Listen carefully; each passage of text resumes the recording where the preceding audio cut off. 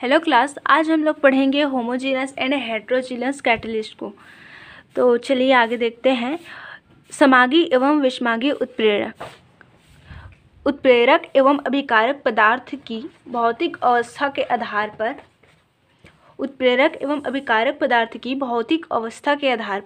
उत्प्रेरक क्रिया दो भागों में वर्गीकृत किया जा सकता है।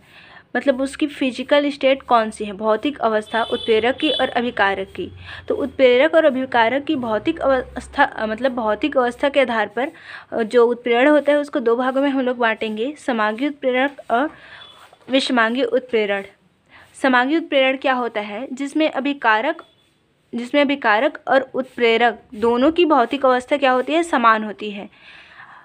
समागी उत्प्रेरण क्या होगा, जिसमें अभिकारक की और उत्प्रेरक दोनों की भौतिक अवस्था क्या होगी, समान होगी। जैसे कि यहाँ पे देखो, सल्फ्यूरिक अम्ल बनाने की सीसा कक्ष विधि में यहाँ पे जो आपका सल्फ्यूरिक अम्ल है वो कौन से स्टेट में है, गैसियस स्टेट में। यहाँ पे ऑक्सीजन कौन से स्टेट में है, गैसियस स्टेट में। यहाँ पे नाइट्रस ऑक्साइड जो है वो भी कौन से स्टेट में है, गैसियस में। तो यहाँ पे अभिकारक और उत्प्रेरक दोनों ही गैसीय अवस्था में है, इस कारण यह कहलाएगा आपका समागी उत्प्रेरण।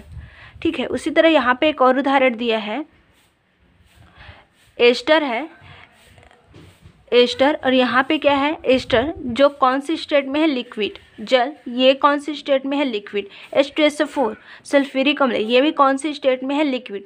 तो यहाँ पर भी जो अभिकारक है वो लिक्विड स्टेट में है और जो यहाँ पे उत्प्रेरक डाले हैं वो भी लिक्विड स्टेट में है। दोनों की भौतिक अवस्था क्या है, सिमिलर है। तो यहाँ पे ये भी समागी उत्प्रेरण का उदाहरण हो जाएगा। यह है एस्टर की जलीय जल अपघटन की अभिक्रिया।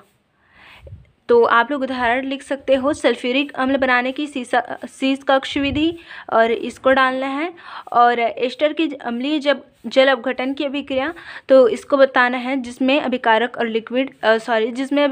और उत्प्रेरक दोनों ही लिक्विड अवस्था में होते हैं। और इसमें तो पता है कि क्या होता है, अभिकारक और उत्प्रेरक दोनों ही गैसीय अवस्था में होते हैं। मतलब वो आपस में क्या होते हैं, सिमिलर होते हैं। इस कारण ये क्या कहलाएगा, आपका समागी उत्प्रेरण। उसके बाद एक और क्या है, आपका विषमांगी उत्प्रेरण, है ना। तो जिस तरह से समागी उत्प्रेरण में अभिकारक और उत्प्रेरक क्या थे, समान थे, उनकी भौतिक अवस्था समान थी, तो विषमांगी में क्या हो जाएगा, असमान हो जाएगी।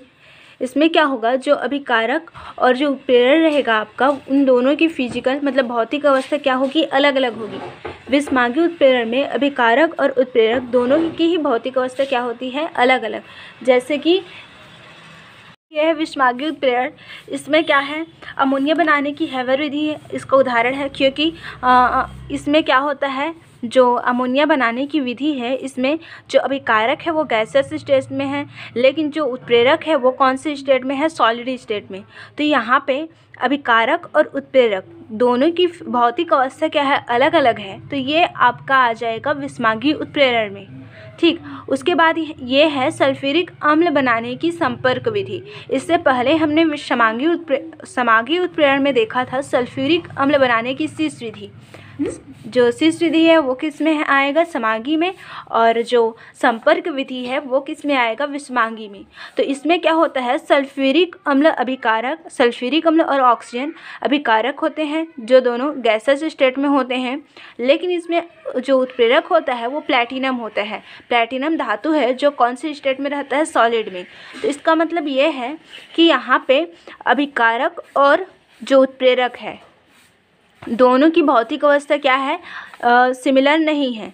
यहाँ पे अभिकारक की भौतिक अवस्था जो है गैस में, मतलब अभिकारक जो है गैसीय अवस्था में है, और जो उत्प्रेरक है वो ठोस अवस्था में है। तो दोनों की भौतिक अवस्था सेम नहीं है, तो इस कारण ये विषमांगी उत्प्रेरण का उदाहरण होगा। ठीक। यहाँ पे दिया है विषमांगी उत्प्रेरक के औद्योगिक महत्व, मतलब विषमांगी उत्प्रेरक क्या क्या काम आता है। तो यहाँ पे कुछ दिया है, जैसे कि अमोनिया निर्माण में, वनस्पति घी के निर्माण में, नाइट्रिक अम्ल का निर्माण में। तो इसको देख लेना आप लोग, और इस रिएक्शन को भी थोड़ा देख लेना, क्योंकि जो क्वेश्चन होता है निम्न अभिक्रिया को पूरा कीजिए, उसमें क्वेश्चन पूछा जा सकता है। तो इसको एक बार देख लेना। उसके बाद हम लोग देखेंगे एंजाइम उत्प्रेरण, एंजाइम कैटलिस्ट। एंजाइम क्या होता है, एंजाइम जो होता है विभिन्न जीवों में, मतलब जो जीव होते हैं उनमें क्या होता है, उत्पन्न होता है और जैविक जो प्रक्रिया होती है उनको आगे बढ़ाने में क्या करता है, मददगार होता है। तो एंजाइम किस तरह से उत्प्रेरक की भांति कार्य करता है उसके बारे में इसमें देखना है। अब आगे देखेंगे एंजाइम उत्प्रेरण की क्रियाविधि। ठीक, तो जो एंजाइम होता है वो कोलाइडी अवस्था में होता है, या फिर जो एंजाइम होता है वो कोलाइडी प्रकृति का होता है। कोलाइडी प्रकृति क्या होती है, या फिर कोलाइडी विलयन क्या होता है, जैसे कि यहाँ पे देखो, यहाँ पे एक कोलाइडी विलयन है, मतलब विलय जो है विलायक में घुले हुए हैं लेकिन पूरी तरीके से घुले हुए नहीं हैं। जिस तरह से स्याही को हम लोग पानी में घोलते हैं, जिस तरह से हम लोग दूध को पानी में घोलते हैं, तो वहाँ पे जो विलयन बनेगा वो कोलाइडी प्रकृति का होगा। क्यों होगा, क्योंकि जो कोलाइडी विलयन होते हैं क्या करते हैं, प्रकाश का एक सीधा मार्ग गुजारते हैं। जो प्रकाश की किरणें इसमें पड़ती है तो वो सीधे उसको क्या करते हैं, गुजारते हैं। जैसे अगर हम लोग विलयन की बात करें तो विलयन क्या होता है, मतलब प्रकाश को गुजारने नहीं देते हैं। यहाँ पे कोई प्रकाश का मार्ग हमें दिखाई नहीं देगा, लेकिन जो कोलाइडी विलयन होगा वो प्रकाश को गुजारते हैं, मतलब प्रकाश के एक सीधा मार्ग दिखाते हैं। उसी तरह से अगर हम लोग निलंबन की बात करें, निलंबन में विलय के कण क्या होते हैं, पूरी तरीके से या फिर घुले हुए नहीं होते हैं। तो ये क्या करते हैं, जो प्रकाश आता है उसको इधर उधर करके फैला देते हैं, लेकिन कोलाइडी विलयन में प्रकाश का एक सीधा मार्ग होता है। तो इसी प्रकार एंजाइम ही एक कोलाइडी विलयन प्रकृति का होता है। अब आगे देखें तो एंजाइम में क्या होता है, एंजाइम के जो सरफेस होते हैं, मतलब एंजाइम की सतह पर सक्रिय केंद्र होते हैं। इन सक्रिय केंद्र पर एक निश्चित अभिकारक या फिर विशेष अभिकारक आकर के ही जुड़ते हैं। एंजाइम की सतह पर एक निश्चित सक्रिय केंद्र होता है या फिर सक्रिय केंद्र होता है जिस पर अभिकारक के अणु आकर फिट होते हैं। ठीक है, ये उसी तरह से फिट होते हैं जिस तरह से चाबी जो होती है ताले पर फिट होती है। मतलब निश्चित आकार वाला चाबी मिलेगा तभी वो जाकर के उसमें जुड़ेगा। तो वहीं यहाँ पर भी होता है, निश्चित आकार वाले अभिकारक ही आकर के इसमें जुड़ते हैं। ये एंजाइम है आपका, और ये क्या है, अभिकारक है। अभिकारक को मैं एस से डिनोट करें यहाँ पे। तो अब इसको एक चित्र से माध्यम से समझेंगे। तो अब यहाँ पे हमने देखा कि एंजाइम जो है एंजाइम के ऊपर अभिकारक के अणु आकर के क्या हो रहे हैं, फिट हो रहे हैं और एक ताले चाबी जैसी संरचना यहाँ पे बना रहे हैं। तो यहाँ पे एंजाइम और अभिकारक के अणु आपस में मिल करके एक कॉम्प्लेक्स बनाते हैं, जिसको हम लोग क्या बोलते हैं, सक्रिय संकर बोलते हैं। यहाँ पे एंजाइम और अभिकारक के अणु आपस में मिलकर सक्रिय संकर बनाते हैं। और उसके बाद क्या होता है, यहाँ पे जो सक्रिय संकर बना होता है उसमें अभिकारक के अणु अलग हो जाते हैं और उत्पाद के अणु अलग हो जाते हैं। तो चलो इसको देखते हैं। इसमें क्या होता है, एंजाइम जो होते हैं कोलाइडी प्रकृति के होते हैं। एंजाइम की जो सरफेस होता है उसके पृष्ठ पर क्या होता है, एंजाइम के पृष्ठ पर सक्रिय केंद्र या फिर एक्टिवेटेड सेंटर होते हैं, जिस पर निश्चित या फिर विशेष आकृति के अभिकारक के अणु आकर फिट होते हैं। यहाँ पे इसकी संरचना जो होती है किसकी तरह होती है, ताले चाबी की तरह होती है। जिस तरह से एक विशेष चाबी ही एक विशेष ताले पर खुलता है, उसी तरह से यहाँ पे एक निश्चित आकृति वाले अभिकारक के अणु ही एंजाइम के पृष्ठ पर क्या होते हैं, एक एंजाइम के पृष्ठ पर आकर चिपकते हैं या फिर फिट होते हैं। ठीक है, और इस तरह से एंजाइम और अभिकारक जो होते हैं वो आपस में मिलकर सक्रिय संकर बना लेते हैं, मतलब कॉम्प्लेक्स बना लेते हैं। और ये सक्रिय संकर मतलब ये जो कॉम्प्लेक्स होता है पुनः टूटता है और क्या बनता है, उत्पाद और एंजाइम को अलग करता है। ठीक है, तो इस यहाँ पे समझते हैं। यहाँ पे एक एंजाइम है आपका,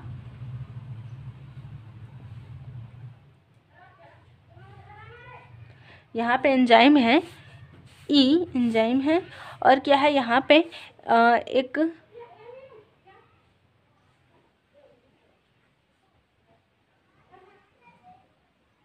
देखो, तो यहाँ पे ये आकर के फिट होगा। ये क्या है आपका अभिकारक,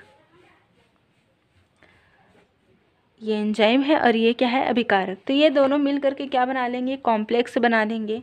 जैसे कि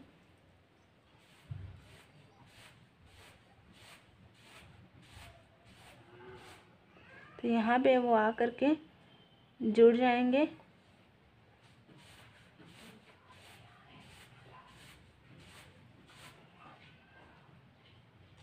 यहाँ पे वो दोनों आप करके जुड़ जाएंगे और क्या बना लेंगे, कॉम्प्लेक्स बना लेंगे।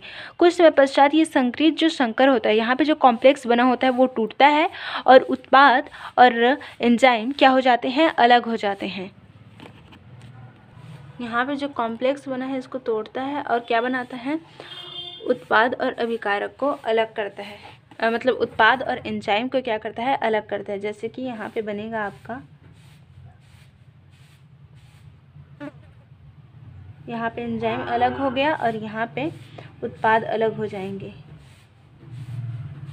यहाँ से एंजाइम अलग हो गया और यहाँ से क्या अलग हो जाएंगे, उत्पाद। ऐसा था कुछ।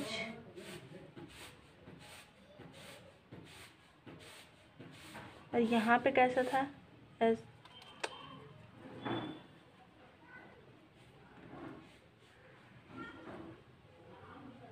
जिस तरह से यहाँ पे बना है वैसे ही यहाँ पे बना लीजिएगा आप लोग।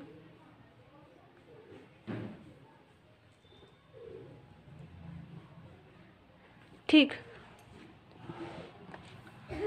मतलब वो दोनों आपस में फिट होने चाहिए। यहाँ पे देखिए चित्र में किस तरह से इसका सेफ है, किस तरह से इसका सेफ है। ये इस तरह से सेफ है कि ये दोनों आपस में फिट हो जाए। यहाँ पर भी ये दोनों आपस में फिट हो गए हैं और यहाँ पे एंजाइम और जो उत्पाद है आपका वो क्या हो गए हैं, टूट करके अलग हो गए हैं। तो इसी को बताया जा रहा है यहाँ पे।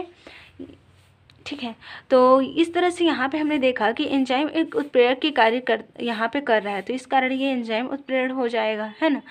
अब यहाँ पे होता क्या है, एंजाइम उत्प्रेरक ऐसा क्या करता है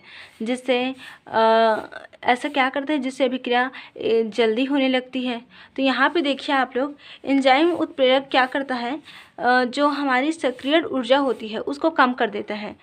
एंजाइम उत्प्रेरक जो सक्रिय ऊर्जा होती है, सक्रिय ऊर्जा वह ऊर्जा होती है जिसको पार करने के बाद ही जो अभिकारक होते हैं वो उत्पाद में बदलते हैं।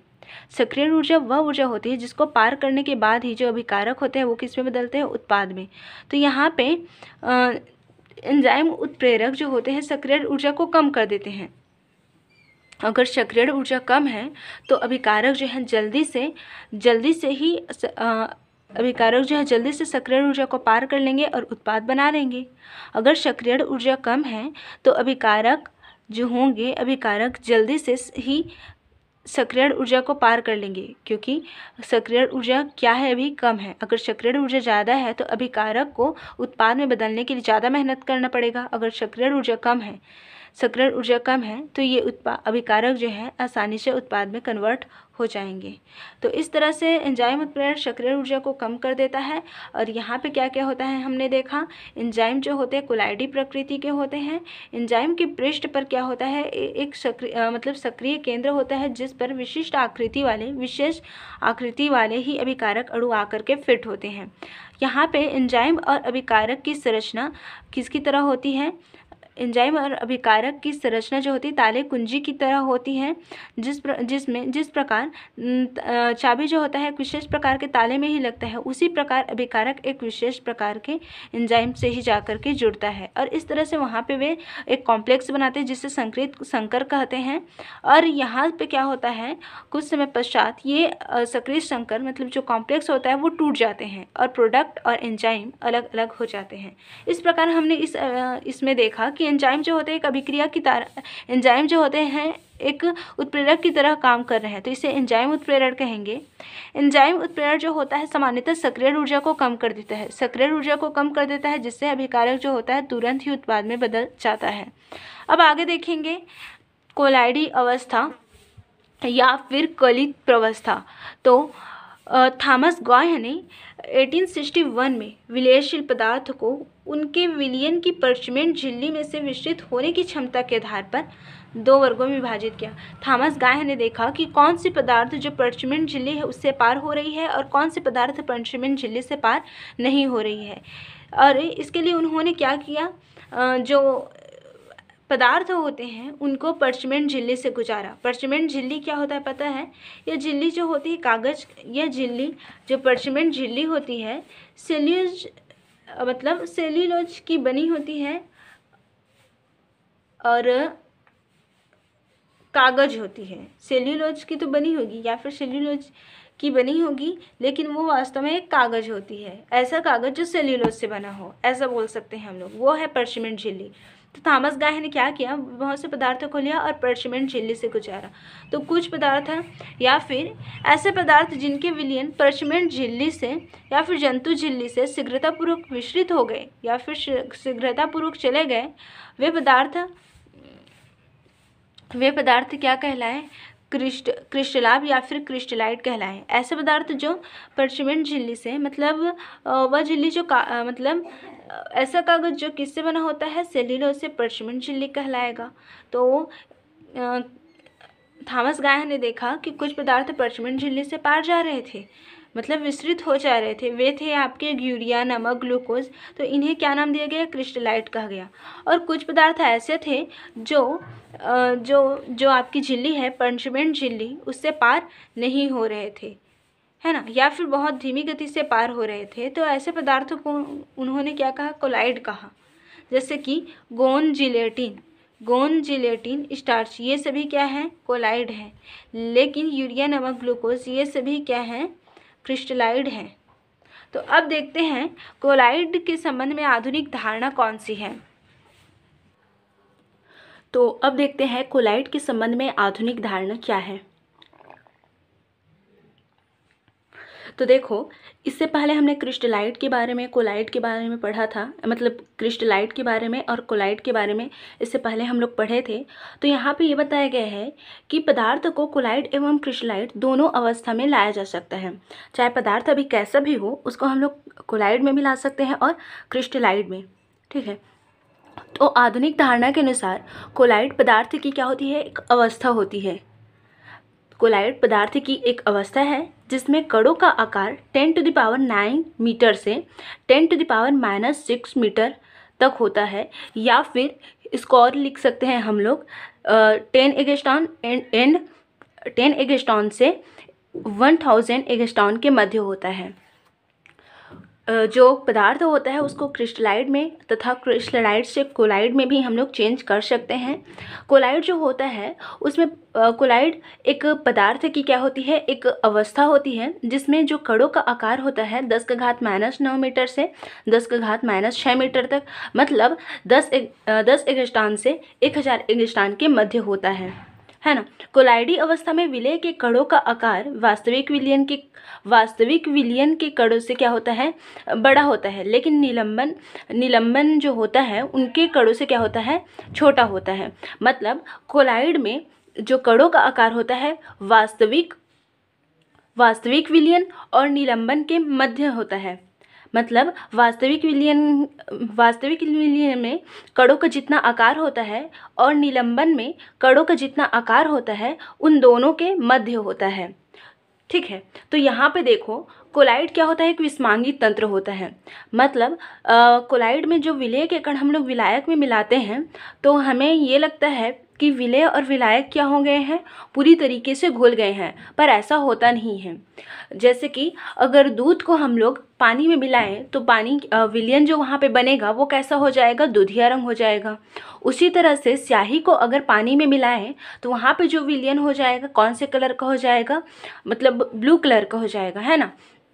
तो यहाँ पे हमें ये लगता है कि विलय विलायक पर पूरी तरीके से मिल गया है, पर विलय जो होता है विलायक पर पूरी तरीके से मिला हुआ नहीं होता है। इसी कारण जो कोलाइड होता है वो एक विस्मांगी तंत्र होता है।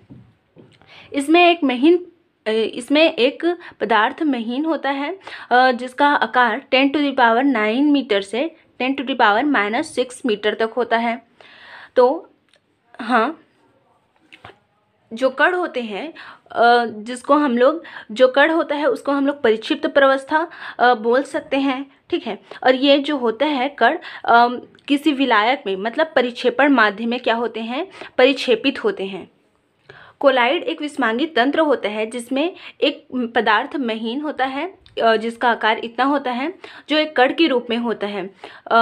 जो विलय है उसको हम लोग परिक्षिप्त प्रवस्था हम लोग कह सकते हैं। अगर सामान्य भाषा में देखें तो विलय को परिक्षिप्त प्रवस्था और विलायक को परिक्षेपण माध्यम हम लोग कह सकते हैं।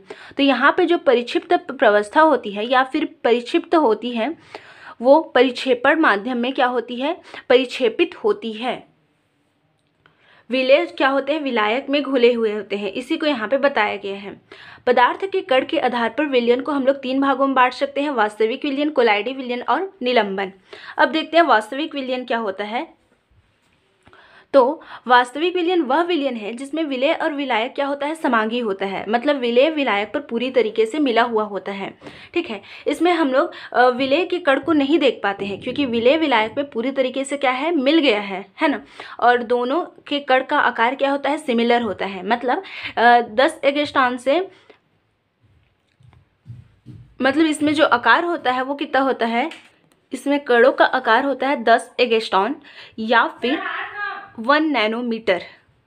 ठीक, 1 नैनोमीटर का मतलब है 10⁻⁹ मीटर, मतलब 1 नैनोमीटर बराबर होगा, अगर नैनोमीटर को मीटर में हम लोग चेंज करें तो 1 नैनोमीटर बराबर होता है 10⁻⁹ मीटर। तो वास्तविक विलयन वह विलयन है जिसमें विलेय विलायक पर पूरी तरीके से मिला हुआ होता है। अगर विलयन को हम लोग छानेंगे तो हमें किसी भी मतलब विलयन जो होता है छानने से पूरी तरीके से क्या हो जाता है, पार हो जाता है। इसमें कणों का आकार, विलेय और विलायक के कणों का आकार क्या होता है, समान होता है। जो कण का आकार होता है 10 एगस्ट्रॉन होता है या फिर 1 नैनोमीटर होता है। तो 1 नैनोमीटर बराबर कितना होता है, 1 नैनोमीटर बराबर 10⁻⁹ मीटर होता है। ठीक है, और वास्तविक विलयन में क्या होता है, जो कण होते हैं उनका आकार 1 नैनोमीटर होता है या फिर 10 एगस्ट्रॉन होता है। ठीक है, तो अब देखते हैं कोलाइड विलयन क्या होता है। कोलाइड विलयन एक विषमांगी मिश्रण होता है, मतलब इसमें विलेय या विलायक पर घुले हुए होते हैं, प्रतीत होते हैं, पर ऐसा एक्चुअल में होता नहीं है ना। इसमें क्या होते हैं, विलेय और विलायक के कणों का आकार में क्या होती है, भिन्नता होती है, मतलब विलेय और विलायक के कण क्या होते हैं, कणों का जो आकार होता है अलग अलग होता है। तो यहाँ पे देखते हैं विलेय के कण का आकार कितना होता है, 10 एगस्ट्रॉन से 1000 एगस्ट्रॉन या फिर 1 नैनोमीटर से 1000 नैनोमीटर के बीच। जो विलेय के कण होते हैं उनका आकार 10 एगस्ट्रॉन से 1000 एगस्ट्रॉन या फिर 1 नैनोमीटर से 1000 नैनोमीटर के बीच होता है। और जो विलायक के कण होते हैं उनका आकार होता है 1 एगस्ट्रॉन से 10 एगस्ट्रॉन या फिर 0.1 नैनोमीटर से 1 नैनोमीटर के बीच होता है। इससे पहले हमने क्या देखा था, वास्तविक विलयन देखा था, जिसमें विलेय और विलायक दोनों के कणों का आकार क्या था, सिमिलर था। कितना था, 10 एगस्ट्रॉन था या फिर 1 नैनोमीटर था, है ना, 10 एगस्ट्रॉन या फिर 1 नैनोमीटर। लेकिन इसमें विलेय और विलायक दोनों के कणों का आकार क्या है, अलग अलग है। जो विलेय हैं उनके कणों का आकार 10 एगस्ट्रॉन से 1000 एगस्ट्रॉन या फिर अगर नैनोमीटर में बात करें तो 1 नैनोमीटर से 1000 नैनोमीटर के बीच होता है। और मैंने बताया था 1 नैनोमीटर बराबर क्या होता है, 10⁻⁹ उसी तरह से 1000 नैनोमीटर बराबर होता है, अगर मीटर में चेंज करें नैनोमीटर को तो 10⁻⁻6 हो जाता है। तो यहाँ पे आप लोग इस एगस्ट्रॉन को लिख लीजिएगा या फिर इसको लिख लीजिएगा। ठीक है, और यहाँ पे विलायक के कण के आकार की बात करें तो 1 एगस्ट्रॉन से 10 एगस्ट्रॉन या फिर अगर नैनोमीटर में देखें तो 0.1 नैनोमीटर से 1 नैनोमीटर होता है। तो यहाँ पे ये पता चलता है विलायक के कणों का आकार वास्तविक विलयन एवं निलंबन के बीच में होता है। वास्तविक विलयन में कणों का आकार जितना होता है और निलंबन में कणों का आकार जितना होता है तो उसके बीच में होता है। अब देखो, निलंबन में जो कणों का आकार होता है बहुत बड़ा बड़ा होता है और वास्तविक विलयन में क्या होता है, छोटा छोटा होता है। तो इन दोनों के बीच में होता है जो विलेय मतलब जो कोलाइडी विलयन के कण होते हैं। अब आगे देखते हैं निलंबन क्या है। निलंबन भी एक विषमांगी मिश्रण होता है, मतलब इसमें विलेय और विलायक का मतलब विलेय जो होते हैं विलायक पर पूरी तरीके से घुले हुए नहीं होते हैं। अगर निलंबन के कणों की बात करें तो यहाँ इसमें जो विलेय के कण होते हैं वे 10,000 एगस्ट्रॉन के होते हैं। ठीक है, जो विलेय के कण होंगे वो 10,000 एगस्ट्रॉन के होंगे या फिर 1000 नैनोमीटर से अधिक होते हैं। देखो कितना बड़ा है। जो विलेय के कण होते हैं 10,000 एगस्ट्रॉन के होते हैं या फिर अगर नैनोमीटर में देखें तो 1000 नैनोमीटर से भी अधिक होते हैं। तो अब देखते हैं विलायक के कण का आकार। और विलायक के कण का आकार कितना होता है, 10 एगस्ट्रॉन या फिर 1 नैनोमीटर से छोटा होता है। विलेय के कण जो होते हैं 10,000 एगस्ट्रॉन के होते हैं या फिर 1000 नैनोमीटर से अधिक के होते हैं। लेकिन जो विलायक के कण हैं उनका आकार 10 एगस्ट्रॉन या फिर 1 नैनोमीटर से भी छोटा होता है, इन दोनों से छोटा होता है। और विलेय के कण यहाँ पे जितना लिखा है उनसे भी क्या होता है, अधिक होता है। तो यहाँ पे देखो, यहाँ पे उदाहरण दिया गया है, मतलब यहाँ पे जो विलेय के कण होते हैं उनको हम अपनी आंखों से देख सकते हैं, क्योंकि विलेय के कण का आकार क्या है, बड़ा बड़ा होता है। निलंबन में विलेय के कणों का आकार क्या होता है, बड़ा बड़ा होता है। तो इस कारण उसको हम लोग अपनी आंखों से भी देख सकते हैं। जैसे कि यहाँ पे उदाहरण है, जब रेत को जल के साथ हिलाते हैं तब हमें निलंबन प्राप्त होता है। कुछ समय के बाद रेत क्या होता है, जमीन मतलब जो बीकर होता है उसके निचले में बैठ जाता है, तो हम लोग रेत को तो देख पाते हैं ना, उसी को यहाँ पे बताया जा रहा है ना। तो इस प्रकार वास्तविक विलयन, कोलाइडी विलयन, निलंबन होता है। और आकार कितना होता है, कितना होता है, इसको आप लोग और अच्छे से देखिएगा। अब यहाँ पे क्या दिया है, अंतर दिया गया है वास्तविक विलयन, कोलाइडी विलयन और निलंबन में। तो यहाँ पे कुछ अंतर दिया गया है। जो वास्तविक विलयन क्या होते हैं, वास्तविक विलयन एक समांगी मिश्रण है, कोलाइडी विलयन एक विषमांगी मिश्रण है, और निलंबन भी क्या है, एक विषमांगी मिश्रण होता है। वास्तविक विलयन में विलेय विलायक पर पूरी तरीके से घुले हुए होते हैं, इसमें पूरी तरीके से घुले हुए नहीं होते हैं, और इसमें भी पूरी तरीके से घुले हुए नहीं होते हैं। वास्तविक विलयन में जो कणों का आकार होता है 10⁻⁻9 मीटर से कम होता है। कोलाइडी विलयन में कणों का आकार 10⁻⁹ से 10⁻⁻6 के मध्य में होता है। निलंबन में 10⁻⁻6 मीटर से अधिक होता है। इसको हमने पहले देखा था।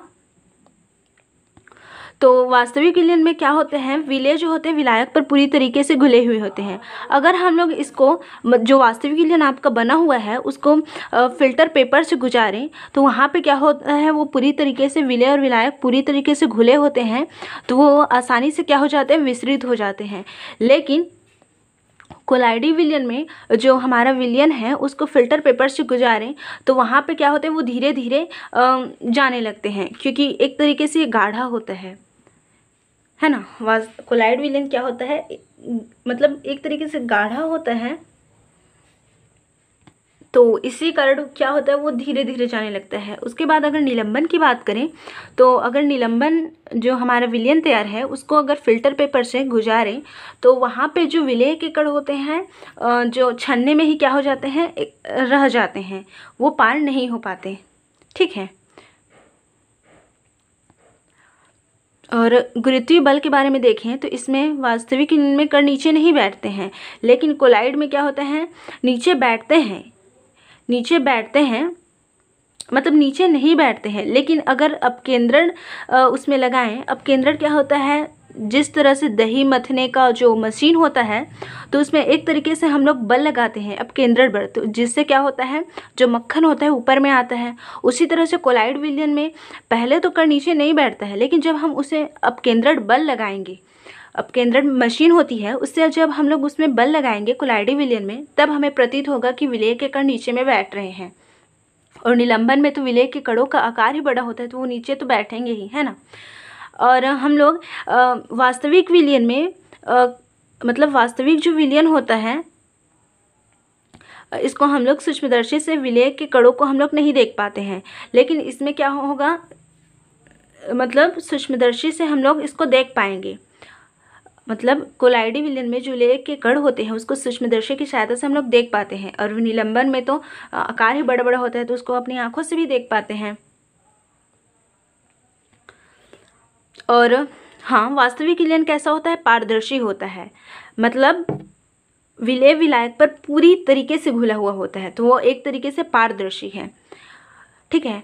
और ये कोलाइड विलयन क्या होता है, गंधला सा द्रव होता है, मतलब कोलाइड विलयन बना होता है मतलब गंधला सा द्रव है, मतलब क्या होता है, जैसे कि दूध को पानी में डाल रहे हैं तो वो दूधिया हो जाएगा, उसी तरह कीचड़ को पानी में डालेंगे तो वो कीचड़ का कलर का हो जाएगा। तो एक तरह से ये क्या है, अर्ध पारदर्शक है, मतलब उसको हम लोग पारदर्शी भी नहीं बोल सकते। ठीक। और ये क्या है, निलंबन जो है अपारदर्शी है, क्योंकि विलेय विलायक पर पूरी तरीके से घुला हुआ नहीं है।